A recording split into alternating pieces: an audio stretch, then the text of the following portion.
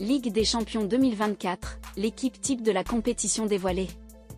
La Ligue des champions 2023 à 2024 s'est achevée hier avec le 15e sacre du Real Madrid, vainqueur du Borussia Dortmund, 2-0, en finale.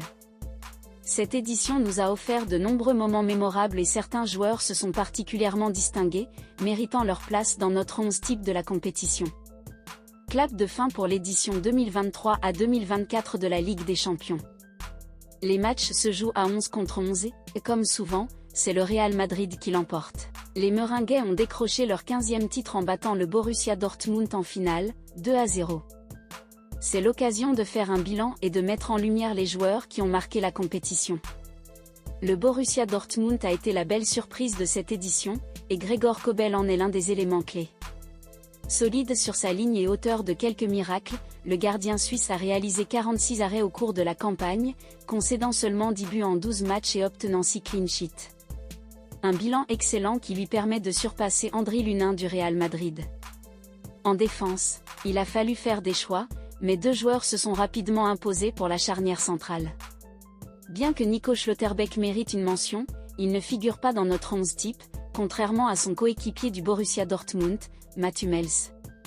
Malgré ses 35 ans, le champion du monde 2014 a été exceptionnel tout au long de la compétition.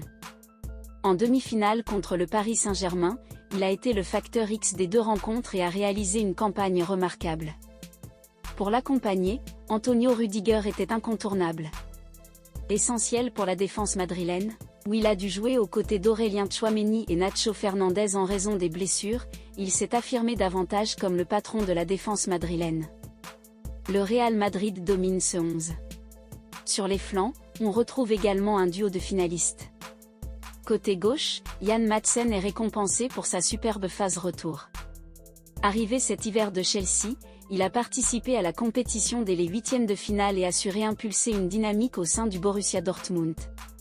Solide en défense et menaçant en attaque, il a développé une bonne entente technique avec Karim Adeyemi sur son côté. À droite, c'est Dani Carvajal qui brille. Vainqueur de sa 6e Ligue des Champions, le latéral du Real Madrid a encore été impressionnant. Buteur en finale, il a été une menace constante sur le flanc droit et l'un des leaders de l'équipe merengue. Des termes élogieux s'appliquent également à Toni Kroos. Pour sa dernière saison avant sa retraite, le milieu allemand a terminé en beauté. Maître du jeu et du tempo, il a sublimé cette équipe madrilène avec une grande régularité. C'est sans doute l'une des meilleures campagnes de C1 de la carrière de Toni Kroos, un joueur sacré 6 fois dans cette compétition. Pour compléter le double pivot, nous avons choisi Vitinha du Paris Saint-Germain, même si Marcel Sabitzer n'a pas démérité. Meilleur joueur des Parisiens dans cette compétition, avec notamment 2 buts cruciaux en quart de finale contre le FC Barcelone, il a été très régulier dans ses performances.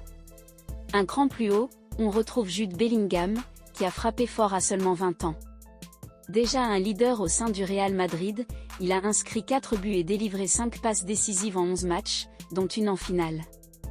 Malgré une légère baisse de régime en fin de compétition, il a été exceptionnel en phase de groupe et a conservé un rôle important jusqu'à la fin.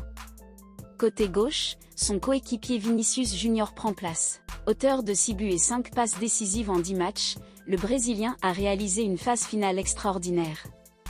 Décisif contre le RB Leipzig, Manchester City, le Bayern Munich et en finale contre le Borussia Dortmund, l'ancien joueur de Flamengo a terminé la compétition en apothéose. À droite, Kylian Mbappé, bien que moins influent dans le jeu, s'est avéré précieux pour le Paris Saint-Germain grâce à ses buts. Co-meilleur buteur de la compétition avec 8 réalisations, il partage ce titre avec Harry Kane. Toujours performant mais sans titre, l'attaquant anglais a joué son rôle à la perfection et complète un 11 qui a fière allure.